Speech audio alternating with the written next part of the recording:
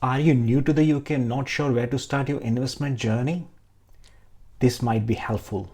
You've saved up around 6 to 9 months of living expenses aside. Just want to start from the scratch and would like to know how things works over here in the UK. Then we need to go through ABCs of finance. Personal finance.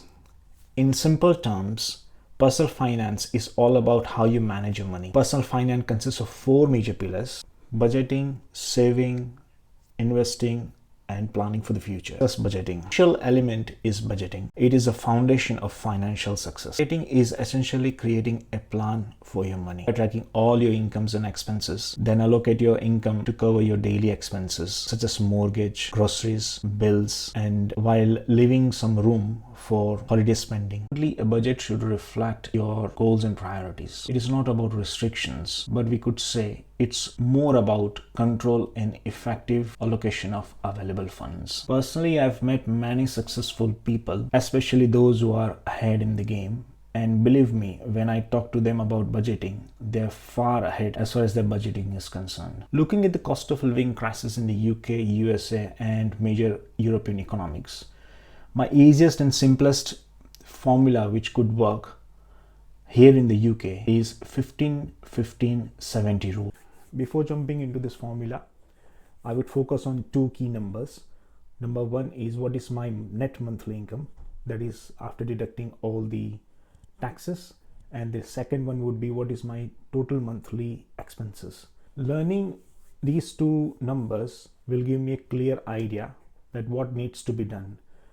Do I need to focus more on increasing my monthly income by doing side hustles and things like that, or should I decrease my total monthly expenses, or a combination of both? Now, when we talk about this method, 15% net monthly income, that should go in savings account. Next 15% should be for the investment, and remaining maximum 70% that we should use it for all the expenses, as well as some fun money such as like recreational activities or any type of holidays and vacations and things like that. In this method, 15% of my net monthly income should go towards my savings. That means essentially paying myself first, indeed making rich myself before anyone else. Minimum 15% I should keep aside in a very good monthly savings account or regular savings account. There are many major banks over here in the UK, but in the regular savers category, 2-3 banks which I could recommend. And most of the banks, what I normally do, I go to the website such as Money Saving Expert by Martin Lewis and check what are the rates available. The highest interest rate would be better. One of my friend recently mentioned one of the bank which I would like to include in here is Principality Building Society. Now they are offering 8%. Yes, you heard it right, 8% for up to 6 months, and maximum you can save £200 on a monthly basis. Yeah, you cannot withdraw that money. That is also another catch. But yeah, for at least 6 months, up to £200, even £25 or £50 or even £100, if you can set aside, that would be good. So that we can at least clear our goal for 6 months. So that's a very good bank to look out to. Regular savers category, the second bank, that is First Direct Bank. This bank is now part of HSBC Bank. And that obviously gives 7% interest in this category. You can save at least £300 each month. You cannot go beyond that. Yeah, there is a catch, you cannot withdraw the money, but yeah, it is up to 1 year.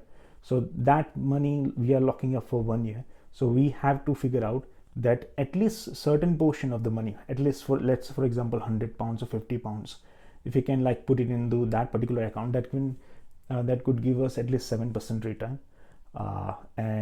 This is also FSCS accredited. Yeah, these 2 banks which I have mentioned are FSCS accredited. So that means it's basically a financial services compensation scheme. So up to £85,000 your money is secured. So this is whatever money you put in up to £85,000. This scheme is secured scheme. So your money is not going anywhere.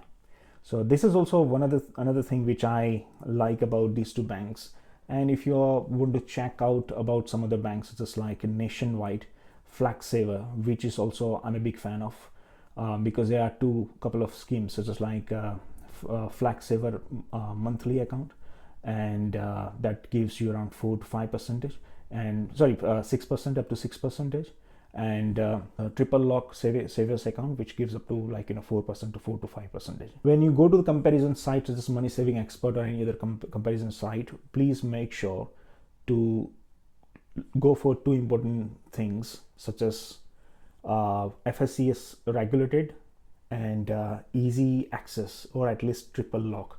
That means at least like I can withdraw 3 times in a year, something like that. That sort of flexibility we should go for. Next, saving. Now let's discuss the importance of saving. Savings is key to financial security and builds extra confidence to achieve your goals. Emergency fund. This is also a very critical one. Start by creating an emergency fund. This is the money which you keep aside for rainy days, such as car breakdown, boiler breakdown, housing repairs, or maybe all of a sudden you need to purchase a ticket, flight ticket, if someone is sick back home and you need to just that. This is the money literally you keep aside for the rainy days, such as boiler repairs, car repairs, or any unforeseen circumstances happens, and let's say for example you have to, in an emergency, need to purchase a ticket because someone back home is sick and you need to purchase that. So this is the money essentially which we need to keep it aside. So that's very, very important. As a general rule of thumb, we should keep aside at least 6 to 9 months of saving in a different pot. That will give us enough confidence to do something extra. Now let's talk about investing. Investing is how you make your money work for you while you're sleeping. Why investing? Investing in today's day and age serves many purposes, but the two most critical are dollar cost averaging and creating a generational wealth for the future. Dollar cost averaging and investing to create generational wealth. Now, there are many ways to invest your money, such as in crypto, gold, silver. One of my friend who does in silver, and he's so successful. Or ETFs, exchange traded funds, or you could invest in property. That's also one of the best investment, I would say. REITs, gold bonds, security, government securities, savings bank account, high interest saving bank accounts, which we have recently covered, and many ways to invest your money. We don't need to be an expert, but to just start is also very, very important. At least start investing certain amount of money. I would say 15% of your monthly take home pay. That is obviously after deducting all your taxes, and that should go into an investment account. The best and easiest method would be opening up a individual savings account, which is very critical for those who are UK citizens. In America, there might be Roth IRA or different type of like accounts. So it's very important to do investment for the future, and keeping certain assets aside. Important point is we don't need to be an expert, but a small money invested today will help us in the long run. Start small, like £50, £20, £100, £200, £300. But please do your own research. As far as this investment concern, I'm not the financial expert, so always seek financial professional experts opinion first before investing. You can consider low cost index funds such as ETFs, exchange traded funds, because we need them to work in our favor. Let me be clear, I'm not a financial expert or an advisor, so it's best to seek financial advice before investing. Risk appetite. Before investing, one needs to understand their own risk capacities. So someone who's 18 years old has got different risk appetite compared to someone who's in their 50s. Dollar cost averaging. This is interesting. It's best to keep invested all the time. In the bearish trend, such as in 2008, or that cash credit crunch happened, as well as in 2019, 2020, COVID-19 happened.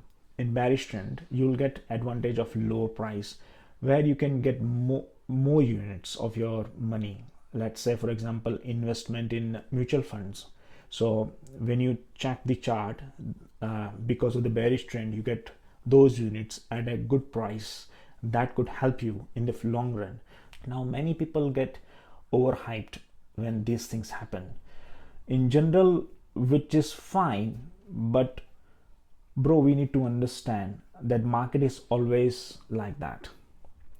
But in the long term, it always goes up.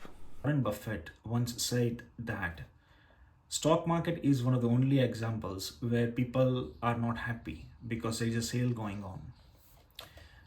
The most important point here to remember is consistency, because consistency is a key. According to this book, Psychology of Money, on chapter number 4, Confounding Compounding, this one, you can see that, page number 49, here it is.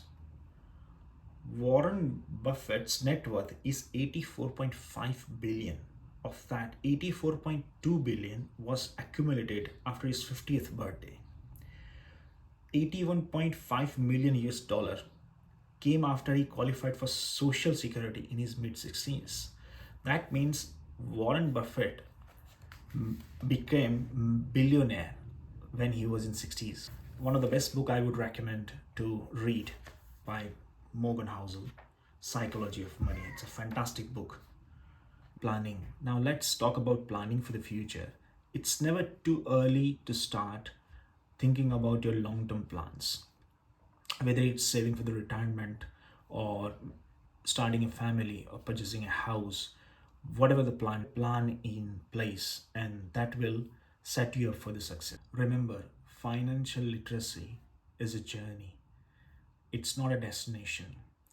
But be patient with yourself. Stay consistent, stay invested, stay focused, and keep learning. That's all, guys.